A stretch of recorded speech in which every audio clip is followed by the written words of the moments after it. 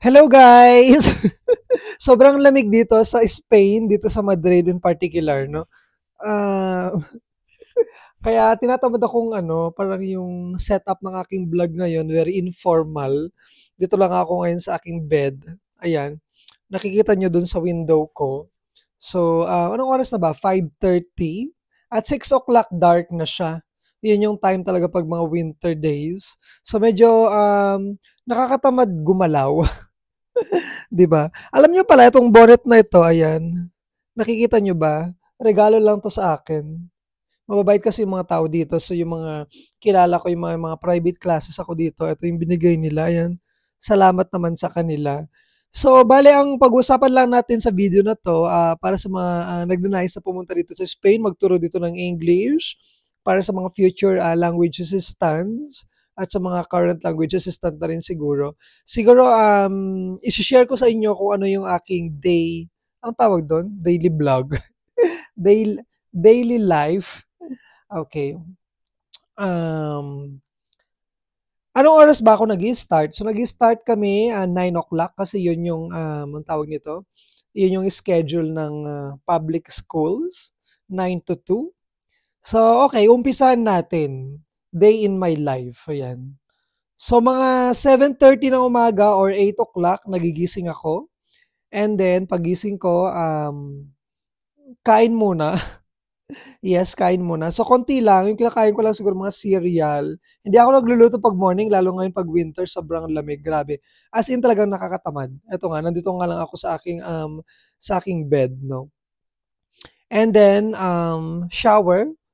Morning ako lagi nag-shower. So, mga 8:15 hanggang 8:30, ganon. Hot shower or hot bath.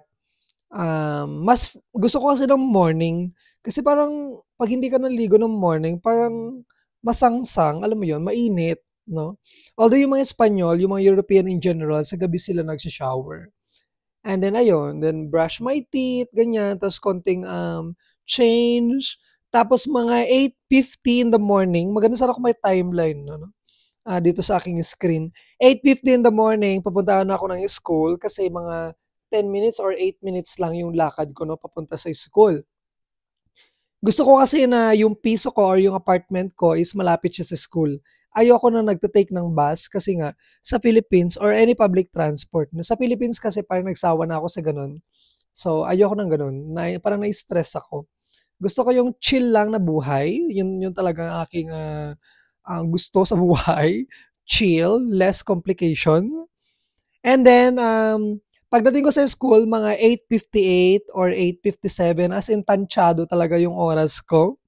And then, 9 o'clock nag-start na yung school. Sa public school kasi, hindi naman siya talagang on time na 9 o'clock, no? Although pumapasok sila, medyo parang chill ng konti. I think yung mga first 5 minutes. Kasi dati nag-work ako sa isang konsertado, yun yung charter, tsaka, yun charter. Public at tsaka owned by public and private institutions, no? So, doon kasi 9 o'clock dati, super on time talaga sila. And then, yung mga subjects ng mga bata, every 45 minutes, okay? Halimbawa, yung first session nila, natural science or English, 45 minutes lang yon. So, pagkatapos noon, dire-diretso siya. 16 hours lang ako nag-work in a week. Yung schedule ko ngayon is Tuesday hanggang Friday. So, yung Monday off ko yon. Saturday, Sunday, at saka Monday off ko yon. And then, okay, balik tayo dun sa school, every 45 minutes. So, 9 to 9:45, yun yung first na schedule. And then, 9:45 hanggang 10:30, 10:30 hanggang 11:15. Tapos, pagkatapos nun, meron ng parang songs or, yeah, songs. Well, actually, 9 o'clock may song.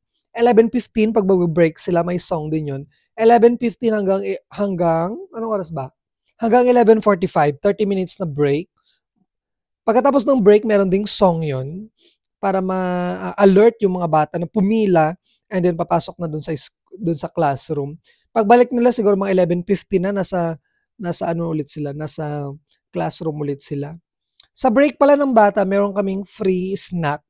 So usually yung snack is fruits, mga tapas-tapas, meron ding libreng kape or orange juice or any juices, tubig, ano pa ba? Minsan soup, minsan cake. Pag may nagbe-birthday, may mga ano ba, meron sa kanila mga tsokolate or mga cake, ganyan, mga small items lang, ganun. Mga kung ano-ano actually, no? Mababait naman sila. Libre yon. Hindi ko lang alam kung lahat ng school actually is may ganong free snack. Dati nung first year ko dito, meron akong free lunch. And then nung nag-konsertado kami, meron ding free lunch kasi 9 to 5 yung pasok ko noon. So, ayun, 11:45 hanggang 12:30, yun yung pang-apat na subject or first subject pagkatapos ng break. And then 12:30 hanggang 1:15, 1:15 hanggang 2 o'clock. And then natatapos yung day ko sa school at 2 o'clock. Ayun. Minsan guys, meron 45 minutes in between. So free time mo yun. Meron kaming space doon na parang for auxiliaries lang or for language assistant. So doon kami naglalagay. We put our things there. Ano pa ba? Binibigyan rin nila ako ng opportunity na mag-ayos doon sa library. Parang isang session ko is para sa library. Naglalagay ako doon ng mga inaayos ko yung mga English books, susort ko sila, ganun. Depende na actually kung anong gusto nilang ipagawa sa inyo. Ayan. Basta pasok pa siya sa 16-hour a week. Ayan. Para hindi na ako masyadong komportable sa dito. So, ang lamig kasi, ano ba ngayon? 1 degree. Kanina umaga, grabe, negative. Ngayong week lang naman na to, it's actually very early na super lamig dito sa Madrid. Dapat ito mga January, February, itong ganito kalamig. And then 2 o'clock, natatapos ako sa school. Pagdating ko sa house, mga 2:10 hanggang 2:15.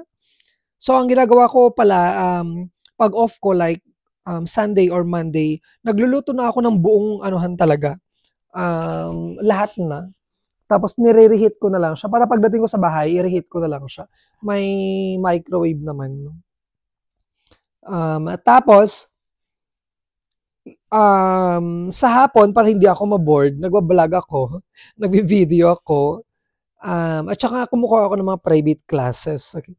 Since my second year, may mga private classes ako. So let's say ang private class ko, 1 hour yun. Isang estudyante or dalawang estudyante. So let's say 4 to 5 or 5 to 6, ganyan. 2 or 3 in a day, pwede na yun. Lalo pag dito lang sa vicinity, dito lang sa pueblo ko. Ayan. And then usually natatapos ako ng 8 o'clock. Pagdating ko dito, magluto, mga 8:15, 8:30, luto ulit, or mag-reheat ng food. Pwede namang magluto ako na minsanan lang, yun ang ginagawa ko talaga, and then nilalagay ko na lang siya sa refrigerator. Bumibili na lang ako ng ang tawag doon, mga Tupperware or microwavable Tupperware, no? Para mabilis lang. And then, dapat gusto ko mga 9:30 or 10, nasa bed na ako, lalo pag ganitong winter. Actually, hindi pa nga winter, autumn pa lang siya. Pero malapit na pa winter na. Gusto ko yung nasa bed na ako kasi tinatamad na akong lumabas eh. Mga winter days. And then, natutulog ako usually mga 11:30, 12 hanggang 12:30. Ayan. So, yun ang aking day in my life. Ayan. Minsan, in between, kung meron ako mga free time, gumagawa ako ng pa-exam ko sa mga private classes ko. And, mga small activities lang siya. It's either for reading, for speaking, or anything na para ma-review lang yung mga bata, ganyan. And then, Saturday, Sunday, I go to Madrid to see my friends. Ganyan, Madrid City. Ayan. So, yun lang aking day in my life. Ayan. Day in my life vlog. Sobrang lamig. Kung meron kayong questions, you can comment down. You can comment or comment section. Or you can send me a message so I can help you. Kung meron ako mga na-mention na, alam mo yun, na nakikurious ako kayo to know about. Ano pa ba?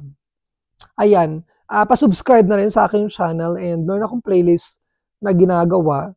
Yun yung Teaching English in Spain. So ilalagay ko din to. Dadagdagan ko yan para sa mga future language assistants and for anyone who wishes to go here in Spain to teach English. Ayan. Pa-subscribe na lang sa aking channel. This has been Nathaniel. See you sa aking mga next videos. Bye!